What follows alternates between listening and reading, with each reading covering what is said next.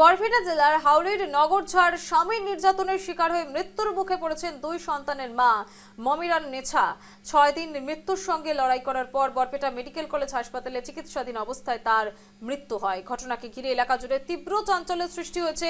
অভিযোগ অনুযায়ী দ্বিতীয় বিয়ে করার পর থেকেই প্রথম স্ত্রী মমিরান নেছার উপর দীর্ঘদিন ধরে যৌতুকের দাবিতে শারীরিক এবং মানসিক নির্যাতন চালিয়ে আসছিল স্বামী চান মিয়া আলী এবং গত 4 জুলাই মমিরান নেছার মাথায় গুরুতর আঘাত করে তাকে হত্যার চেষ্টা করা হয় বলে অভিযোগ উঠছে।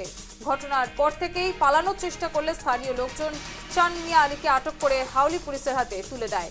ঘটনায় নিহতের পরিবার অভিযুক্তের দৃষ্টান্তমূলক শাস্তি এবং ঘটনার নিরপেক্ষ তদন্তের দাবি জানিয়েছে।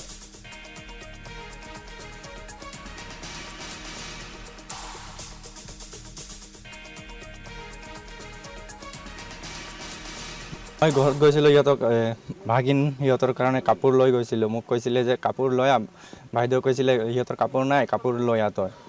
মই যাওঁতে অকণমান দেৰি হৈছিলে, মানে কিবা এটা কাম আছিলে, সেইকাৰণে গৈছিলোঁ। তাত গৈ পেলাই চাইছোঁ যে তাক মাৰি পেলাই ফ্ল'ৰত ৰাখি দিছে।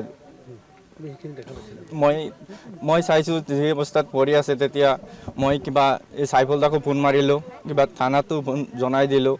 ইহঁতে আহোঁতে অকণমান দেৰি হৈছিলে, তাৰপিছত মই তাক চাই কান্দি আছিলোঁ আৰু সেই অৱস্থাত মানে কিবা সি পলাব চেষ্টা কৰিছিলে, খিৰিকীৰ পৰা ওলাই দৌৰিছিলে। মই তেতিয়া তাক ধৰিলোঁ, ধৰি পেলাই তেতিয়া পুলিচ আহিলে, পুলিচৰ হাতত দি দিলোঁ। মই এতিয়া চৰকাৰৰ ওচৰত মই ন্যায়টো দাবী জনাইছোঁ, যাতে তাৰ ফাঁচি হ'ব লাগে, তেনেকুৱা মানুহক ফাঁচি হ'ব লাগে। দ্বিতীয়বাৰ কোনো মানুহ যেন এনেকুৱা নকৰে।